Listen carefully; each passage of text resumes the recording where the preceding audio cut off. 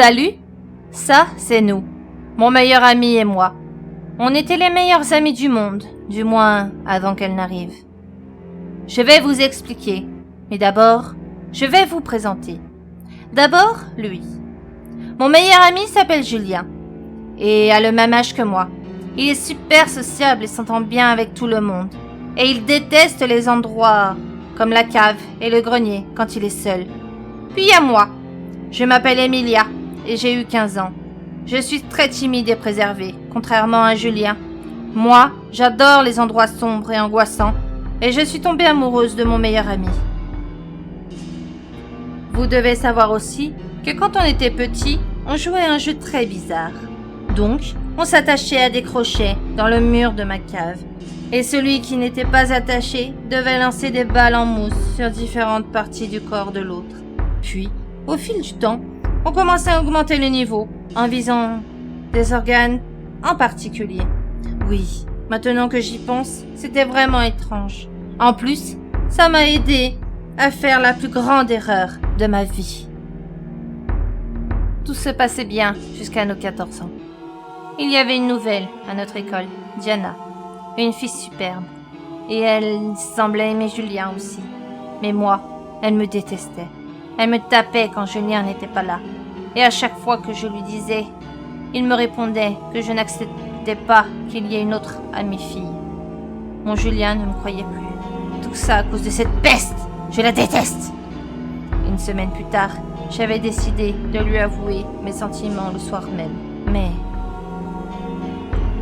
je me suis décidée trop tard. Et le matin, en arrivant à l'école, je les vis s'embrasser et mon cœur se brisa. Alors, de la haine remplaça tout l'amour que j'avais pour lui.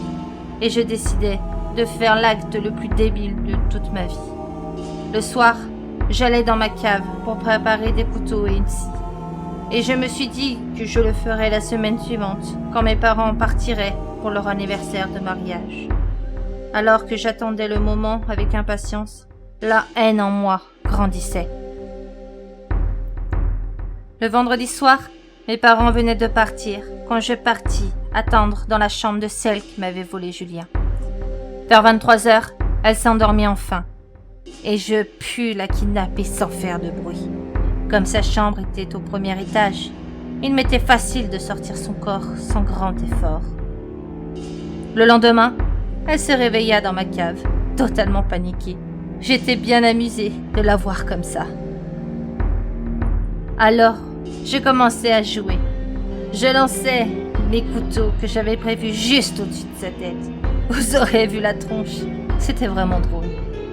Puis comme coup de grâce, je lui lançai un couteau qui atterrit pile dans son cœur. Elle était en train de se vider dans son sang, et moi, je rigolais comme une folle.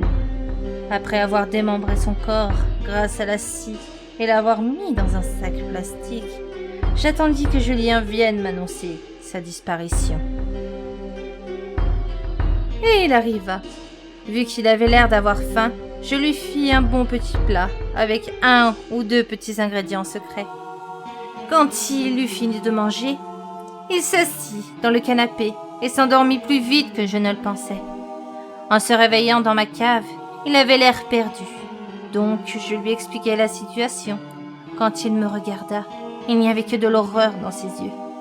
Il me hurla que j'étais folle, une vraie psychopathe, mais je m'en fichais. Je commençai donc à jouer. Je lui coupai tous les doigts des 2 mains, lui arrachai les cheveux et lui planta 2 couteaux, un dans chaque jambe. Puis, je lui fis le coup de grâce, à savoir un couteau dans le cœur.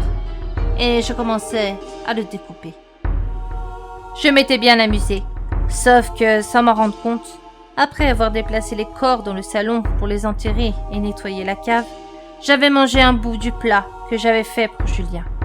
Et alors, en retournant dans la cave, je tombais endormie. Quand mes parents rentrèrent à la maison, ils virent les sacs et les ouvrirent. Puis, paniqués, ils appelèrent la police et commencèrent à me chercher. Leur surprise fut grande lorsqu'ils me découvrirent, couverte du sang de mon ami et de cette peste de Diana.